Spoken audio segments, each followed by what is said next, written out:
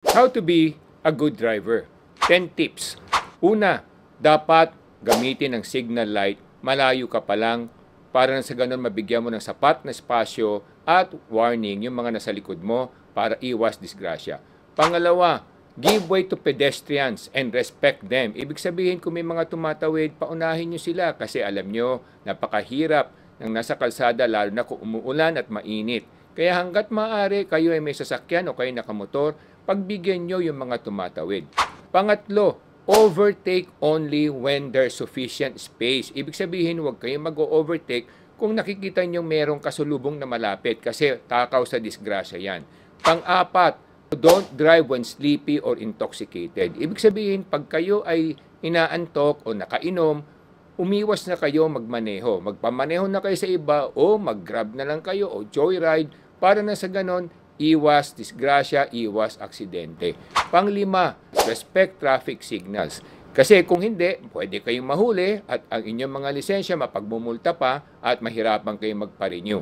Pang-anim, anticipative driving. Slow brakes on highways. Ibig sabihin, pag kayo nasa highway at nakita nyo malapit na yung distansya na sa harap ninyo, pitik-pitikin nyo na yung preno para na sa ganun binibigyan nyo ng babala yung nasa likod ninyo at hindi rin sila bigla magpreno at maaksidente kayo pare-pareho.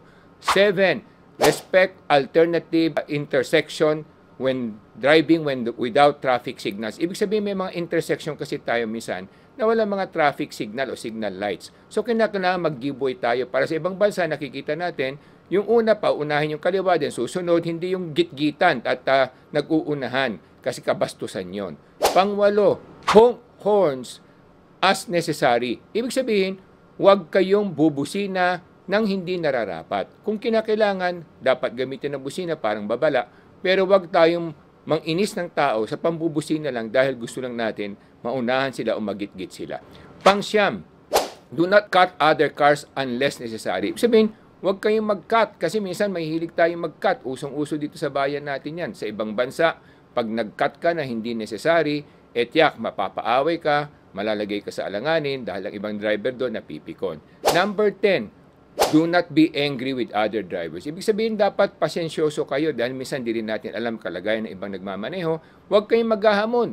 Huwag nyo nga harangin at mumurahin kasi baka mamaya matutukan pa kayo at mabaril pa kayo kaya marami mga tinatawag nating road rage. Kaya nga, kung gusto natin maging isang maayos na driver na igagala ng lipunan at makakatulong sa tamang at maayos sa pamamalakad ng ating lipunan, dapat maging good driver tayo. Yan lamang po mga kababayan. Ako nga po pala si Michael Sai, ang iyong dad ng bayan.